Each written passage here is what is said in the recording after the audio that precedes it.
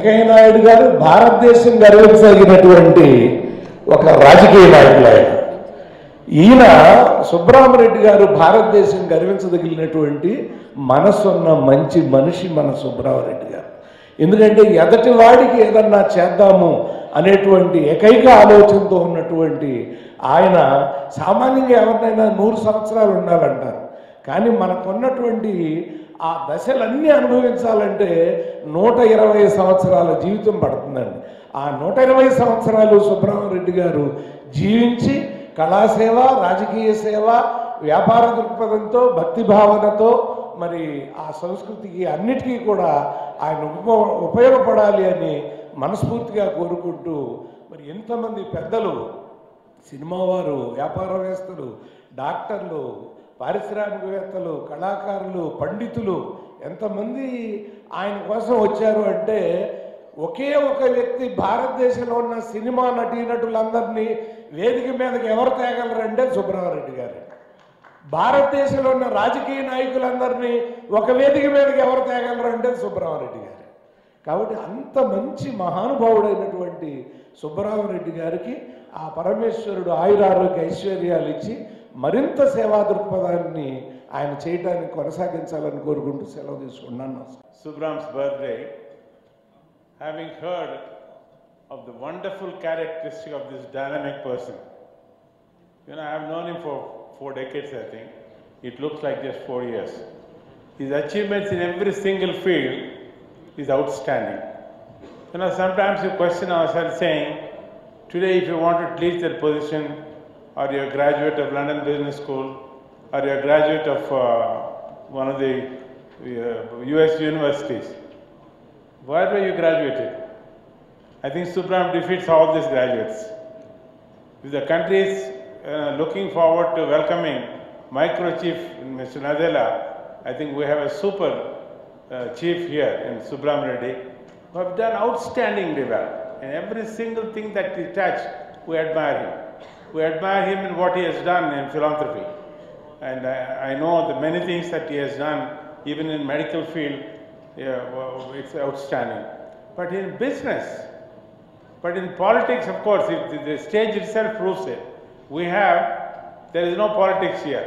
We have Venkaiah Naidu garu, representing another party, Chiranjeevi garu, and then Subram, everybody here gone together because of this one man who tells himself and speaks to the world saying, we can do it, I have done it, I want all of you to notice this. I think this is very, very clear message that we all get from him, saying that if you put our hearts and mind to it, we can get somewhere near what Subram has achieved.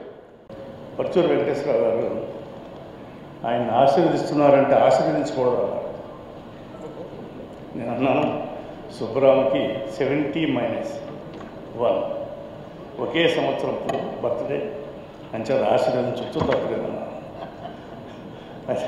అదే కాకుండా అతను అలా ఉండడానికి కారణం laughing therapy అని మామూలుగా తెలుసు చాలామందికి. అది ఒక 5 నిమిషాలు 10 నిమిషాలు చేస్తే చాలా ఆరోగ్యం. సుబ్రహ్మరెడ్డి 24 గంటలు నవ్వుతూనే ఉంటాడు. ఈ 71 సంవత్సరం నుంచి నవ్వుతూనే ఉన్నాడు.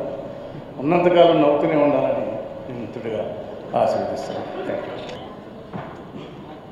ముఖ్య అతిథిగా విచ్చేసిన వ్యక్తి వెంకయ్య నాయుడు గారు అయితే, మరి జన్మదిన బాలుడు సన్మాన గ్రహీత సుబ్రహ్మరెడ్డి గారు.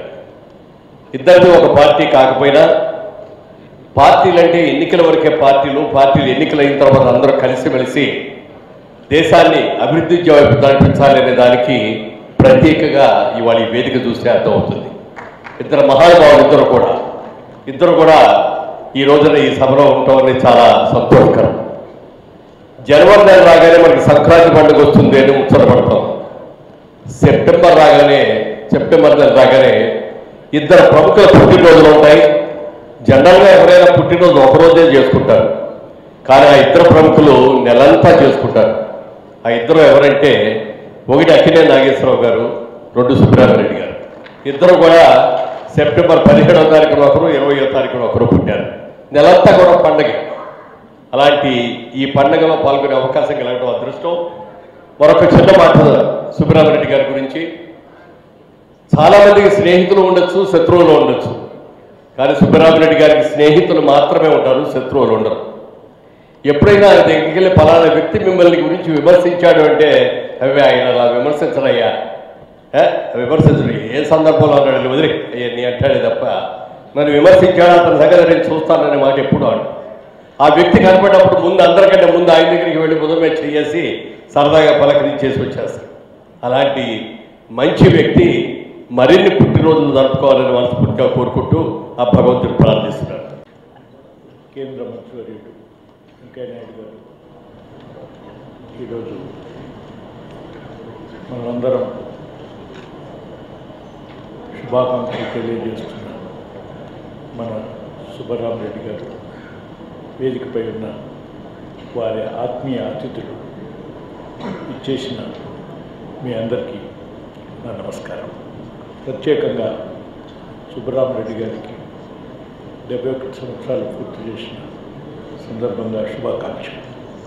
సుబ్బరామిరెడ్డి గారి గురించి మనం వివరాలతో వివరించిన అవసరం లేదు. మీ అందరికీ అనేక సంవత్సరాలుగా తెలిసిన వాడికే కాదు, అందరి వాడిగా ఆయన అందరి అభిమానాన్ని పొందడం చాలా విశేషం.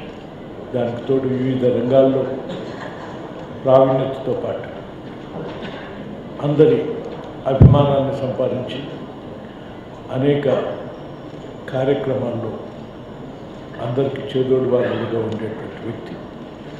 అంతకంటే ముఖ్యంగా సమాజ సేవకు ఇతోధికంగా అనేక సంవత్సరాలుగా ఉపయోగపడుతున్నటువంటి ప్రత్యేకమైనటువంటి వ్యక్తిత్వం. వారి ఇంకా ఇటువంటి వేడుకలు అనేక సంవత్సరాలు జరుపుకోవటమే కాదు, ప్రతి వేడుకలో ఇంకా ఇంతకు ఇనుమడించేటువంటి యొక్క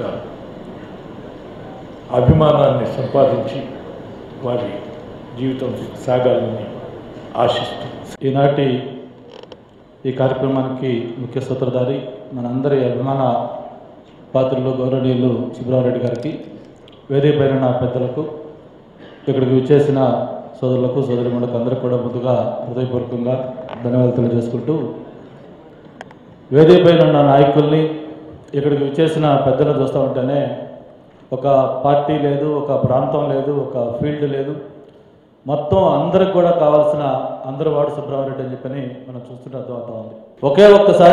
ఒకసారి ఇద్దరు కలిసి ఢిల్లీ ఫ్లైట్లో వెళ్తా ఉంటే ఏదో విశాఖపట్నం సంబంధించిన ఒక ఎమ్మెల్యే విషయం గుర్తుకొస్తే ఒక్క 2 నిమిషాలు ఫస్ట్ టైం ఆయన జీవితంలో కోపడ్డాడు. నాకు అర్థం కాదు, ఇదేంటి సుబ్బరామిరెడ్డి గారు కొత్త మనిషిగా ఉన్నాడని చెప్పి అనుకున్న 2 నిమిషాల తర్వాత మళ్ళీ వెంటనే ఆయన రియలైజ్ అయిపోయి అనవసరంగా కోపడ్డాను కదా, పాపం అతను ఏదో టైంలో అనుకోకుండా చేసి ఉంటాడు, ఆయన మన అట్లా కోపడటం తప్పు, పొరపాటు అయిపోయిందని చెప్పి మళ్ళీ వెంటనే రియలైజ్ అయిపోయి అతనికి క్షమాపణ చెప్పిన పెద్ద మనిషి. మరి వయసు అయితే 71 సంవత్సరాలు అంటున్నారు, కానీ ఈరోజు కూడా ఒక చిన్న పిల్లవాడు అంత స్వచ్ఛతతో ఉంటాడు, అంత స్వచ్ఛమైన ఆలోచనలో ఒక స్వచ్ఛమైన మనస్సు కలిగిన వ్యక్తి. మరి ఆయనతో అనుబంధం, ఆయనతో పరిచయం అనేది మాత్రం ఒక తీపి గుర్తులుగా మాకు ఎప్పుడు కూడా ఉంటాయి.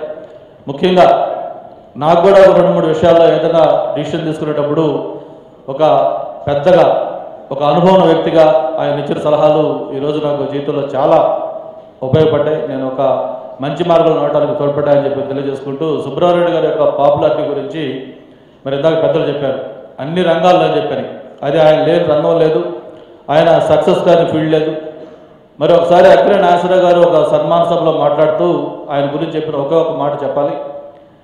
గతంలో అక్కినేని నాగేశ్వరరావు గారి ఇంటి పక్కన సుబ్బరామిరెడ్డి గారి ఇల్లు అని చెప్పేవాళ్ళు, అంటే ఏదైనా అడ్రస్ కావాల్సి వస్తే. ఆ తర్వాత సుబ్బరామిరెడ్డి గారు ఏ స్థాయికి వెళ్ళారంటే సుబ్బరామిరెడ్డి గారి ఇంటి పక్కన అక్కినేని నాగేశ్వరరావు గారి ఇల్లు అని చెప్పి స్వయంగా అక్కినేని నాగేశ్వరరావు గారు చెప్పిన మాటలు చూస్తేనే సుబ్బరామిరెడ్డి గారి యొక్క పాపులారిటీ అర్థమవుతుంది. ఆయన నిండు 100 ఏళ్ళు సుఖ సంతోషాలతో సౌఖ్యంగా ఉండాలని చెప్పి మనస్ఫూర్తిగా కోరుకుంటూ సెలవు.